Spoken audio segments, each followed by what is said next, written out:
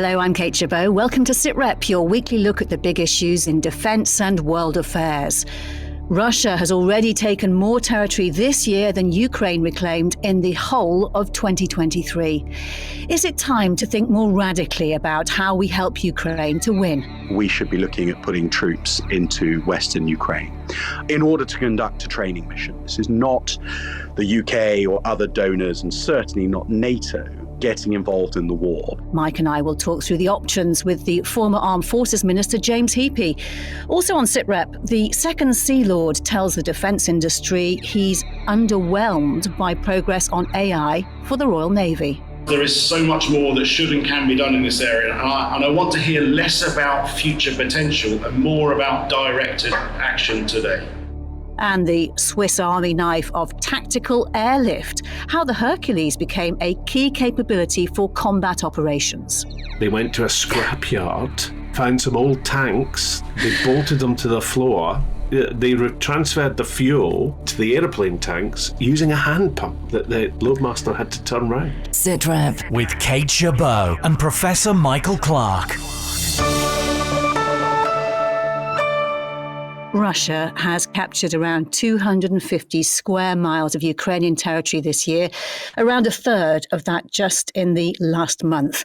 The momentum is clearly with Russia right now, isn't it, Mike? Well, it's swung that way in the north, in Kharkiv, and what the Russians have achieved is that although they've not broken through to Lipsy, which will put them within artillery range of the city, or at Vovchansk, although there's pretty fierce battles going on there, they have succeeded in drawing some good units away from other areas. The 57th Brigade have had to go to make good, so have elements of the 47th, the very hard-fighting 47th. So the Ukrainians are stretched in the south, at Chazivyar and Ochetine. So things are not looking good for Ukraine, but none of these pushes by the Russians have created breakthroughs. The Ukrainians are holding them, and this is keep your nerve time for the Ukrainians because more ammunition and supplies are arriving. And this week, ministers are getting together in Italy at Stresa to look at how to use the frozen Russian reserves to put some more cash, a big amount of cash, basically to loan the Ukrainians about 260 billion of frozen Russian assets so they can get on with getting the material they need. So if the Ukrainians can hold on, things will get better in the middle to the end of this year.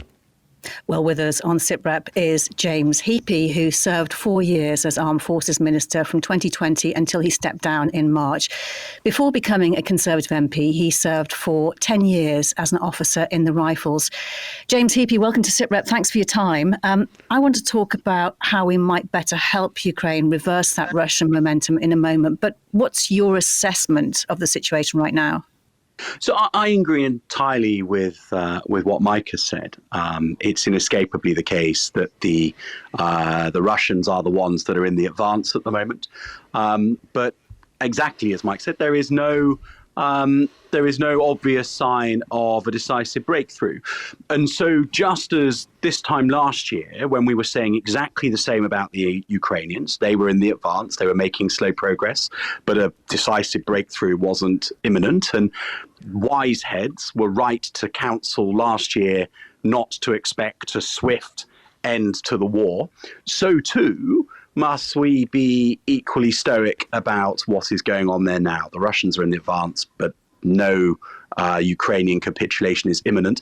And as this new wave of donations arrives, that will help the Ukrainians enormously. They are preparing incredibly well-engineered defences on ground of their choosing, which they've identified with the help of their friends in the West.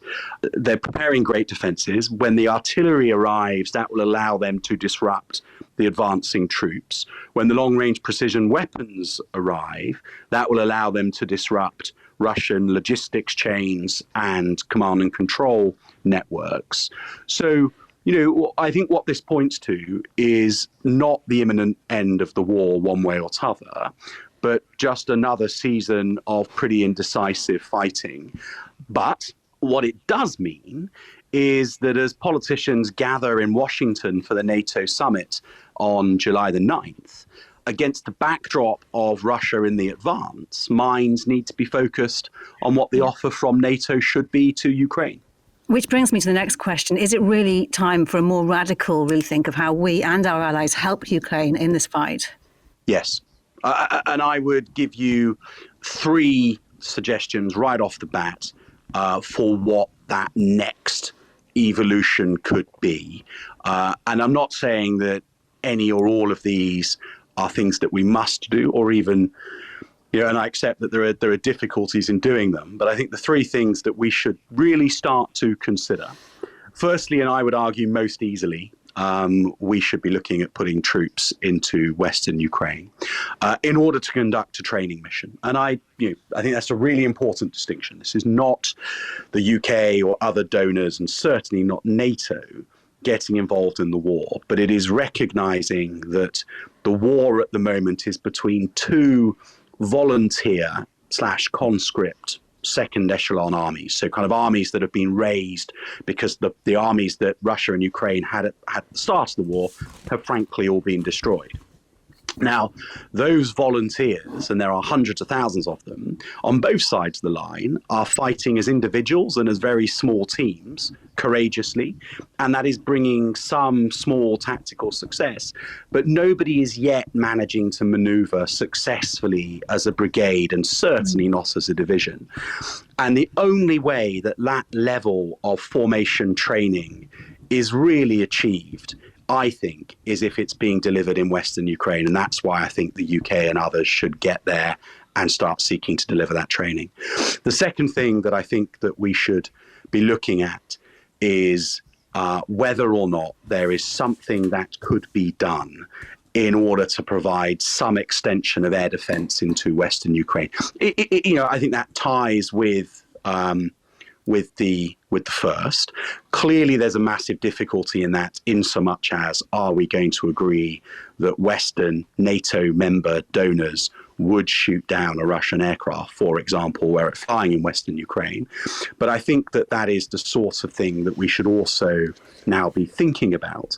And then the third and final thing is, I think that when we get to the NATO summit, we should be challenging ourselves far more than I think we really are to make some sort of invitation to Ukraine. We know that the US and German administrations are incredibly wary of such an offer. But if the facts on the ground are really starting to change, nothing would move the dial more than that sort of offer being made to Zelensky in Washington. Mike, 3 big ideas there, not without controversy. What's your reaction? Yeah, no, very big and important ideas. And I mean, the minister obviously knows that the NATO has established this sort of red line that we will not fight Russia directly.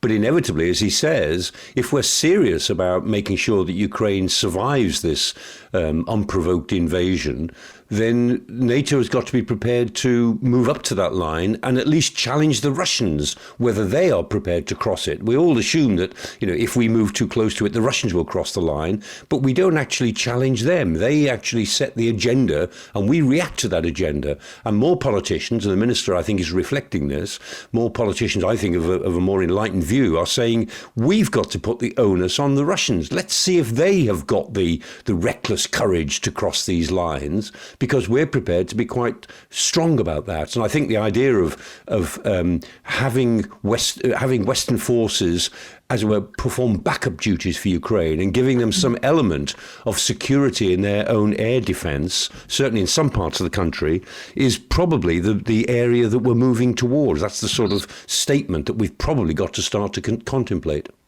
James Heappey, a bit of insight, please. To some, NATO nations have forced Ukraine to fight with one hand tied behind their back by saying the weapons we send can't be used to strike Russian territory. Lithuania's foreign minister says it's time to end that restriction. You must have been involved in plenty of conversations about that over the last 2 years. Well, I have got a couple of press releases from the Russian Ministry for Foreign Affairs framed in my downstairs loo. Really? And one of them is from very early in the war, when we first provided MLRS. And I was asked, I think, on maybe on Croatian radio, Polish radio, can't remember. I was asked whether or not such weapons, given their range, could or should be fired into Russia. And I said, well, look, they should be fired at legitimate military targets. That was Heappey shooting from the hip without any previous discussion with the MOD. And I think it caused quite a stir. And I enjoyed enormously not only that Putin's official spokesperson was commenting on me pretty quickly thereafter, but so too was Jake Sullivan and others around the donor community as well. I got a sort of gentle "call your jets" Heappey from the centre. But the reality is if you're going to provide those sorts of weapons systems, and Russia understands ever more the threat that they pose, and I think militaries the world over kind of get now that this very deep battle fought with long-range precision fires is now the name of the game. It definitely is. Limiting the effectiveness of the weapon system and therefore tying one Ukrainian arm behind their back if you won't let them use those weapon systems to their full capability. Russia will always simply hide in Russia with its key enablers if they know that is a limit that we've imposed. So definitely not. And in fairness, from the very beginning, UK Storm Shadow had no such restrictions imposed. In fact, we were very happy and encouraging of their use against Crimea and particularly against the Russian Black Sea Fleet. And I think that the US increasingly are aware that for ATACMS to be used to its full potential, they need to be similarly permissive over their use. So I'm hopeful that these new systems will be employed in the way that they should be, and that they'll give Ukraine quite an advantage. And Mike, of course, the logic goes that if NATO weapons are used against Russia by Ukraine, Russia would use it to justify attacking NATO nations. But arguably, Russia knows it's outmatched by NATO and really doesn't want to get into a shooting match with us. Yes, exactly. And that was, in a way, the point I was making earlier on, that the Russians always set the agenda and are the aggressive partner here. But if we were more assertive ourselves, it would pose the Russians a problem. Are they really prepared to get involved in a shooting war with NATO? I'm pretty sure they're not. And remember that the four oblasts that Putin formally annexed last year, he claims as Russian sovereign territory. Well, NATO/Western donor community weapon systems are used on that territory every minute of every day. Crimea, he's claimed as Russian for the best part of a decade, and NATO/donor community weapon systems have been on that territory for a while. And similarly, there have been attacks in towards Rostov and into southern Russia, which have used Western donor capabilities. And by the way, the Russians imagine that the donor community is behind far more than we really are anyway. And yet none of this has solicited the kind of apocalyptic response that people predict. We mustn't be gung-ho. We never have been throughout the whole process. But I think one of the things that really confounded Putin early on was that the West effectively achieved escalation dominance over him. To a degree, we've plateaued over the last 6 to 9 months or so. But I think the right response to Russia going on the offensive, especially if they start to take more significant bits of territory, is for the West, the donor community, to seek to reestablish our escalation dominance and to show that we really are in it to get the Ukrainians over the line. And what was your reaction, James, to Foreign Secretary David Cameron's comments where he said Ukraine had the right to use British weapons against Russia on Russian territory? Well, that's exactly what I said in April 2022, so clearly I agree with him very much. Nice short answer. Thank you for that. Mike, Russia's citing President Macron's words as it carries out drills now, simulating the launch of tactical nuclear weapons in occupied Ukrainian territory. Is this just for show then, in the light of what you've just been saying?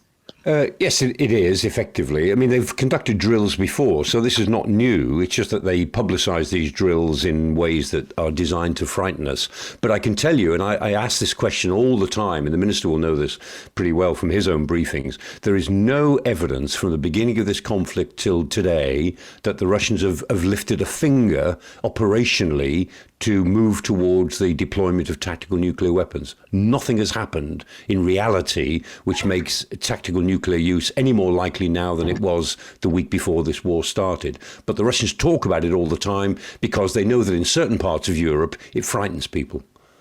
Yeah, and, Medvedev's vodka consumption is directly proportionate to nuclear saber rattling. And I think, as I say, we must not be gung-ho, must not be complacent, must always consider the risks, but neither can we let Medvedev and a bottle of vodka deter us from doing the right thing to help the Ukrainians.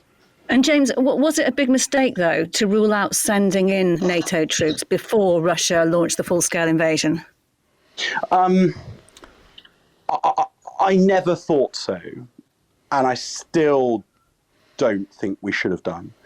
But when I saw the effectiveness of the donor community, or the kind of coalition of willing countries that rallied to defend Israeli airspace against Iran the other week, and that and it's really important people understand that wasn't really about Israel, what Jordan, Saudi, the Americans, the Brits did that night. That was about stopping a regional war. And actually, it was very effective because it meant that Bibi Netanyahu didn't have to escalate.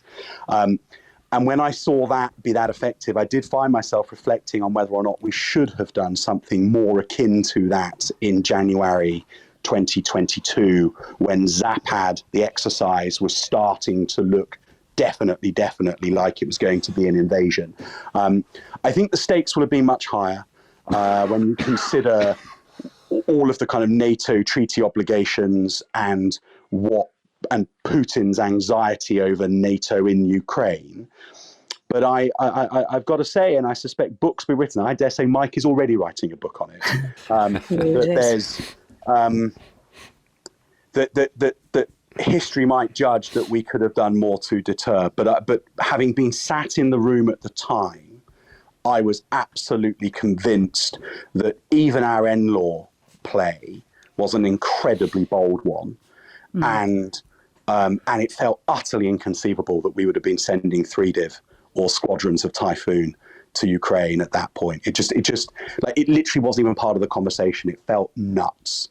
And I think, it's easy to look back in hindsight. In the room at the time, given what we were thinking about and the escalation risks that we foresaw, the reality is I think we made the right decision given the facts at the time.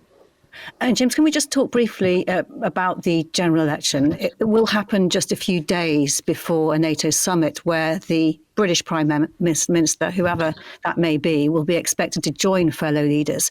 Is that election going to affect both how much we can achieve at that summit and also how we're supporting Ukraine? Well, I think that summit might do a few things.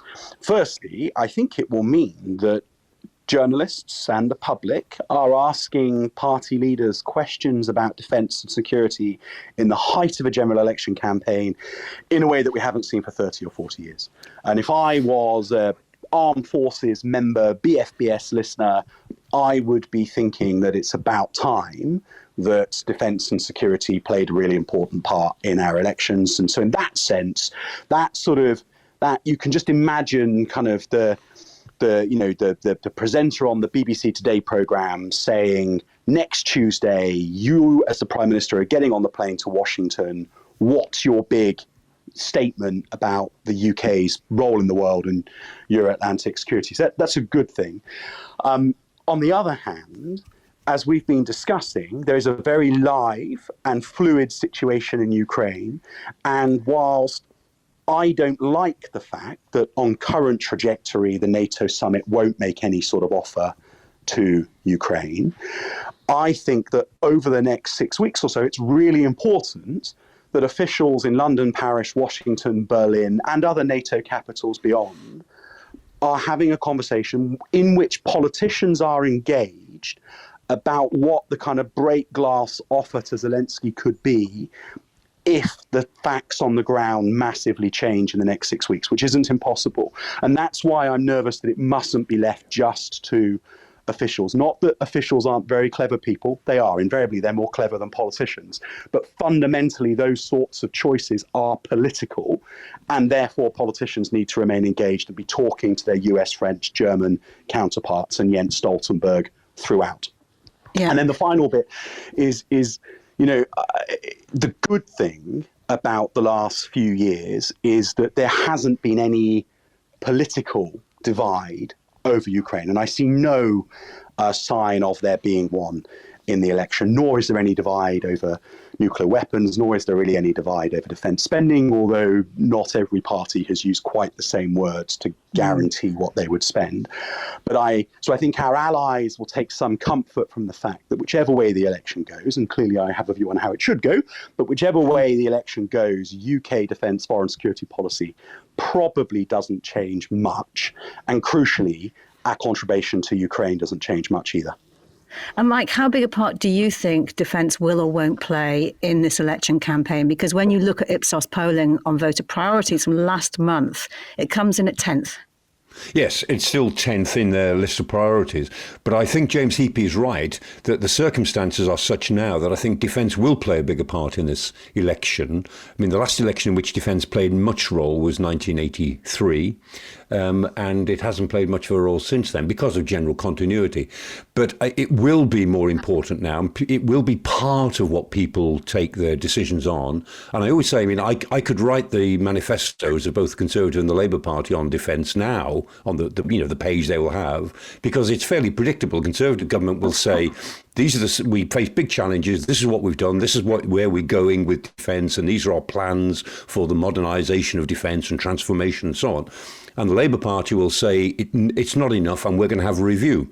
Because all opposition say we're going to have a review on defence because it gets them through the election campaign without having to say anything else. This is what the Conservatives did when they were in opposition. It's what Labour has always done in opposition before. All opposition parties claim their defence policy is to have a review. And so in a way, what's written in the manifestos won't matter. But what is said on the trail, what the Prime Minister says about defence, what Keir Starmer says about defence, will be pretty important in this election, more so than in previous elections than it might have been. And I think I look forward to that. Mike, do you mind if I ask Mike his perspective on, I think one of the interesting things would be the language that the parties use on China when they talk about defence security in the election campaign. John Healey in the House of Commons, the Labour Shadow Secretary, has been sceptical of the Indo-Pacific ambition that Boris Johnson set out. And with, he was making the point that we haven't got the resource to do the Euro-Atlantic well and the Indo-Pacific. But then Patrick Sanders the other day, having 18 months ago rallied the army for a war in Europe, made the point that Euro-Atlantic security doesn't finish at Suez. So he used better words than that. I just wonder, Mike, what you think, where you think the parties will go on China and the Indo-Pacific. Yeah, I do. I think it is an interesting conceptual problem because we absolutely agree. You can't only prepare to fight the war you'd rather fight, which in our case is Northern Europe, and you do have to be prepared for defence challenges globally. But you've got to make some assumptions, and the question is, can you make flexible enough assumptions that allow you, if time and chance give you the opportunity to deploy somewhere else or to use our resources somewhere else. And I think it's a tough one for the Labour Party. That it's easier for the government to argue it because this is government policy to have a tilt to the Indo-Pacific. And it's a tough one for the Labour Party because unless it says it's going to put a lot more resource into it, it's hard to see how it can balance the requirement without sounding as if it's only imitating Conservative policy. So you're right. From your point of view, I think it's a good argument to pick away at because it is a weakness in alternative thinking at the moment. And James, on a personal point, your career so far has been split roughly half and half between serving in the army and as a politician. Where do you feel you've been able to make the biggest difference? That's a great question. I'm going to take the cheats way out and say that you operate on an entirely different scale. I'm enormously proud of the very tactical success that battle groups that I served in had in our small corner of Basra or our small corner of the Sangin Valley. But obviously, when you're put in a position to operate at a strategic and global level, you can have far greater impact, although the personal satisfaction is no greater. But, sort of the smuggling hundreds of thousands of rounds of ammunition out of various countries all around the world and getting them into Ukraine will be something I'm very proud of for a lifetime. The circumstances of the Kabul airlift were not of my choosing, but it was an incredible achievement to get 15,000 people out in 13 days. And, the armed forces shouldn't have been needed as much as they were during the pandemic, but the reality is that the nation did need people who could get the job done well and quickly, and the armed forces rallied to that. And I'm very proud of the role I played as their minister in leading that response. So, you operate at a platoon commander and a minister of state. You're operating at completely different ends of the operational spectrum, but. I'm not going to make a choice. I'm very proud of what I achieved in uniform and what I achieved in ministerial office. Can I just put in there, Kate? I mean, the withdrawal from Afghanistan was a terrible mess, an awful mess. But I have to say that James Heappey played a very honourable role in that, and I think he should take pride in that. It was awful, but he emerges from all of that with considerable honour and credit. Thank you so much for your time, James Heappey. It's great to speak to you. You too. Thanks very much. Now, we've talked before on Sitrep how artificial intelligence could be used in defence and indeed some of the potential threats it could pose. But this time we wanted to specifically dig into how artificial intelligence could help the Royal Navy. In the last 12 months, the senior service has unveiled an AI roadmap to increase lethality and a naval AI cell to identify potential capabilities. But in a major speech to defence industry senior officers from around the world, the Second Sea Lord, Vice Admiral Martin Connell, has revealed his frustration at the speed of progress.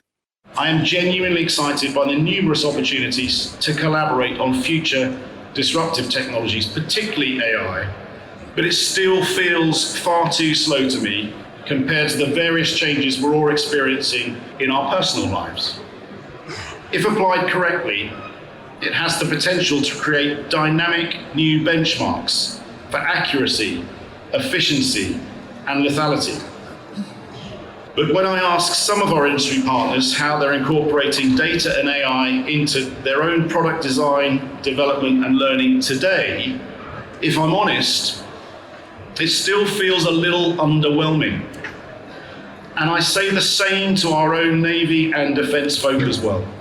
Well, let's bring in Professor Rosaria Taddeo, who is a Professor of Digital Ethics and Defence Technologies at the University of Oxford and a member of the Ministry of Defence's AI Ethics Advisory Panel.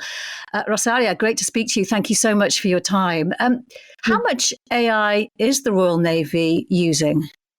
Quite a bit. I would say that Royal Navy, as most of the defence forces in the UK and in Western countries, they are increasingly adopting more AI into their processes. And in the context of the Navy, they certainly have capabilities supporting underwater and surface technologies, so submarines and ships, of course. And I have to say, like, submarines has been one of the area where AI has been most tested or explored because it's in an environment that is more controllable than other environments. But it's realistic to assume also that the Navy is using AI as other forces to analyze collected data for command and control communication and to aid decision-making processes, as well as lessons learned systems. And when you hear the Second Sea Lord saying that what he sees at the moment is underwhelming, what do you think? I think if I read the statement correctly, he mentioned it with respect to the interaction with the tech companies or the provider sector. So it might be referring to possible level of development of these technologies. I think it's important also to stress that we face these days a hype about AI and AI capabilities with the old large language models and ChatGPT. the reality, especially when we move from a nice piece of software on our desktop to compose Beatles-like songs to AI for defense or the use of AI in high-risk domain, the adoption and the development and the adoption is much more slow and cautious. And I welcome this slower pace because it allows us to gain more control over this technology, to develop more robust technologies, and also to understand better risks and opportunities. So perhaps the underwhelmingness that is perceived is also like a gap between what we might see every day in everyday headlines and what actually is the heavy stuff, so to speak, in the development and adoption of AI. And in terms of the use of AI in maritime operations, how does the UK compare to other countries? I think there is a block of countries which pretty much mirror alliances into the Western area, whose development of AI capabilities is so much harmonious, I would say. So perhaps not at the same level, but a progress which is achieved by, let's say, the US 6 months ago might be achieved within the same year by the UK or other alliances.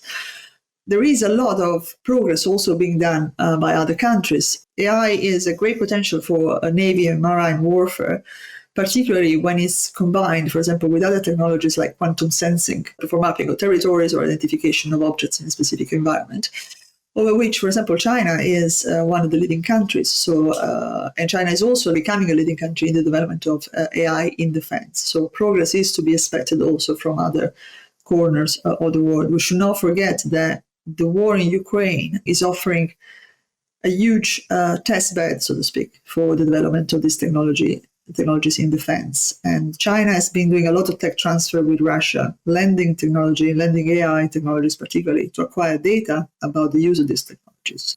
And how long does it take to get from an idea to actually using AI? Because you tend to think of it being software driven rather than needing to build new hardware. It really depends on the kind of AI and the kind of use.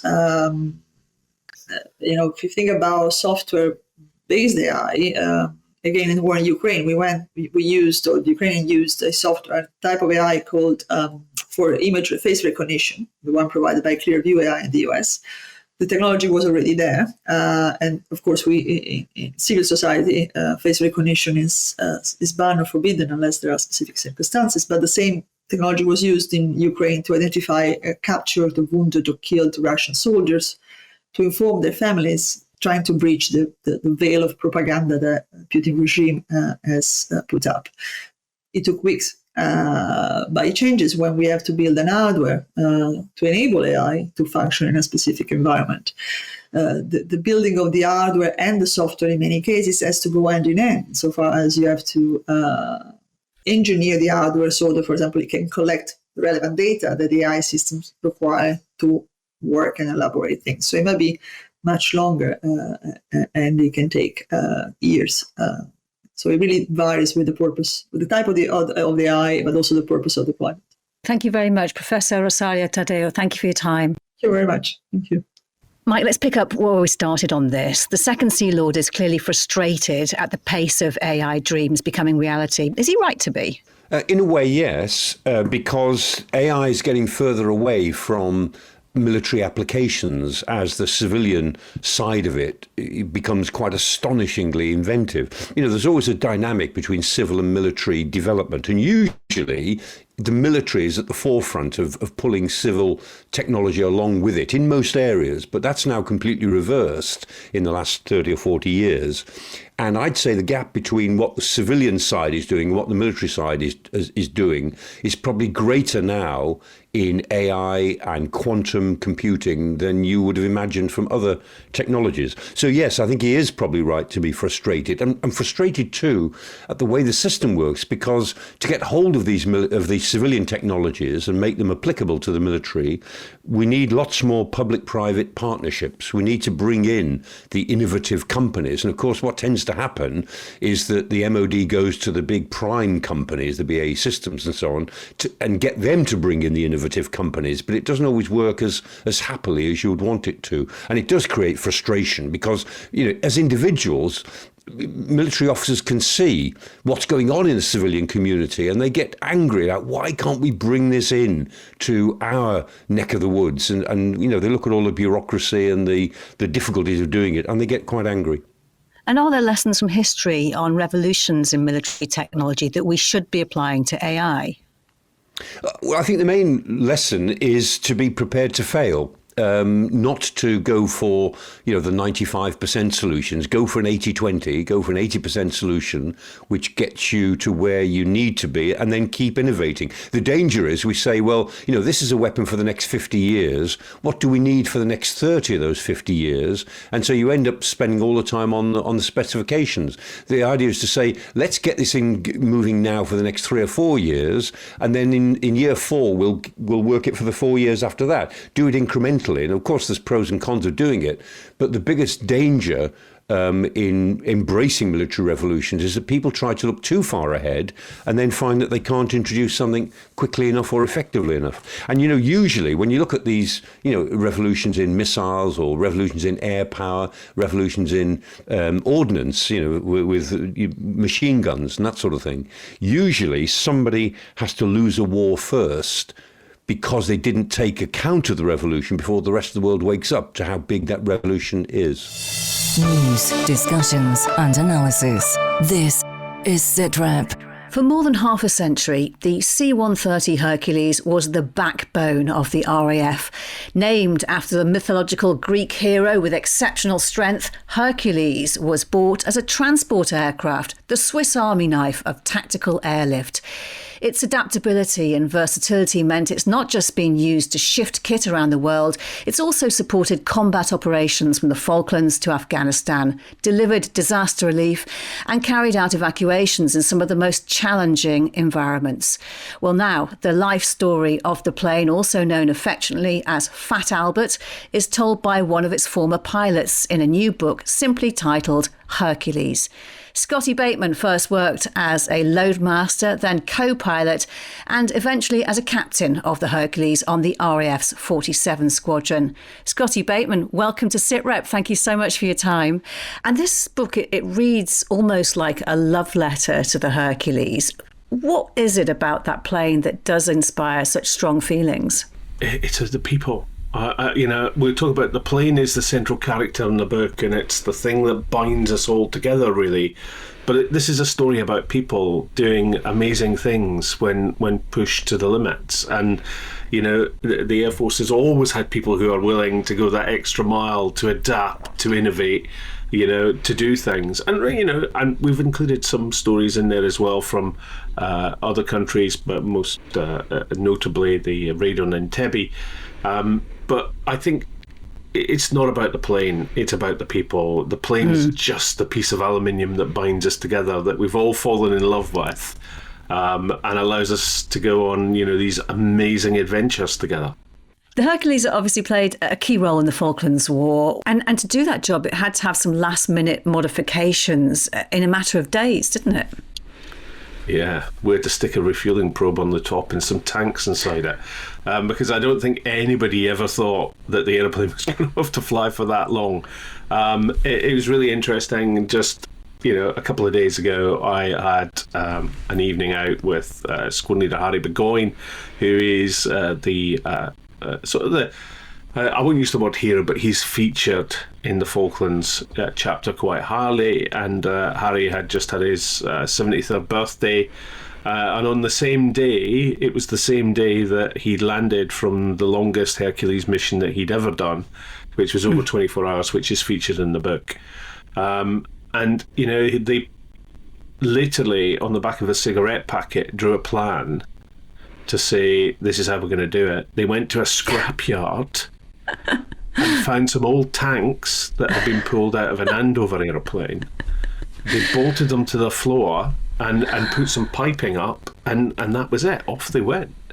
They transferred the fuel from the tanks inside the aeroplane into the aeroplane tanks using a hand pump. That was the backup. Was it this hand pump that the loadmaster had to turn round? When you write about the so many different types of missions that the Hercules took part in and its breadth of capability and what it was asked to do, where do you think it excelled? It's a tough question because it is the Swiss Army knife. So actually, it excelled in a number of areas. But I think that the one place that it really excelled was in delivering niche capabilities for elite troops. It's still and we've lost that capability now, the capabilities gap, because the current fleet of aircraft can't do some of the things that the C-130 used to do. So actually, I think it excelled in that role, particularly in the delivery of airborne assets. It could deliver some stuff that you just wouldn't believe. And what was your hardest and most dangerous moment on a Hercules? A dangerous mission, I think, every time that you went into Afghanistan, every time that you operated in that environment, it's probably one of the more dangerous environments that we operated in, particularly at the beginning of that conflict. And I spent a long time there even before Bastion was even thought about. We were operating C-130s out of Kabul into all sorts of places in that country. And that really was probably one of the most challenging and dangerous times, I think, not just in the air, but whilst we were on the ground as well. Operating, having to drive through Kabul to get to work, the centre of Kabul to get to work in the morning in a Toyota Land Cruiser dressed as a local. If you look back on that, that probably would not be allowed now. You'd be in an armoured car. Well, in fact, we're not there now, but it wouldn't have been allowed latterly in the conflict. You'd be in an armoured car. But that really was a trying time, I think, for all of us. And what was your fondest memory of the Hercules? Oh my goodness, so many. I think I think that the fondest memories are those trips that you don't expect to be nice turn out to be nice, and ones I've been to see shuttle launches. I've landed at Cape Canaveral, and actually I think that was probably one of the fondest memories I have. Actually, was landing at Cape Canaveral on the shuttle runway there, which that's pretty cool. It's been such a pleasure talking to you. Thank you very much. Thanks, Kate. Mike, it's not just the RAF crews who will have memories of the Hercules. Tens of thousands of servicemen and women flew on them over the years. Quite a few civilians visiting British operations overseas. Did you ever fly in one? Oh, yes, quite a few times. And I mean, as Scottie Bateman was saying, that they were immensely flexible. So sometimes you get on and it'd be all containers at the back and just a couple of seats that were like deck chairs, really, canvas seats that you just pull down from the side of the fuselage. Remarkably comfortable, actually. And then somebody would come around with a big mug of tea and a scone. Never mind airline meals, the things you really wanted on a flight. And then other times you get on and there'd be sort of 10 rows of airline seats and then something else behind it. It was the flexibility. And I was trying to think, the most remarkable flight I think I had, I was trying to work out while I was listening to Scottie whether it was into Kabul or to Kandahar, but whenever the aircraft was coming into those areas, it couldn't approach them like a civilian airliner, getting lower and lower over a few miles. It had to stay quite high until it was almost over the airstrip, and then spiral downwards from a height. And as it was coming in there, it was all completely blacked out. The aircraft was in total darkness. And so you were sitting there with your body armour on. You had to put your helmets on for landing. And this aircraft was spiralling down in complete darkness. And it felt like being on Space Mountain at Disneyland. It was a very strange feeling. And of course, the difference was there wasn't a Mickey Mouse on the tarmac to greet you. But there you are. I went on one once, Mike. It was taking some cargo to Maid to India, and I didn't even get the canvas seats. I got a plastic bag, I think. Yes. Wouldn't be doing it these days. Yeah, Mike, I know. It was a lot of fun. Yeah, it was a great experience. Thank you, Mike. There is much more from my conversation with Scottie Mills, including the Hercules part in a daring mission during a terror threat against a QE2 ocean liner. That's an extra edition of the Sitrep podcast online now. Professor Michael Clarke and I will be back with another Sitrep next Thursday. For now, though, from me, Kate Gerbeau, thank you for listening. Bye-bye.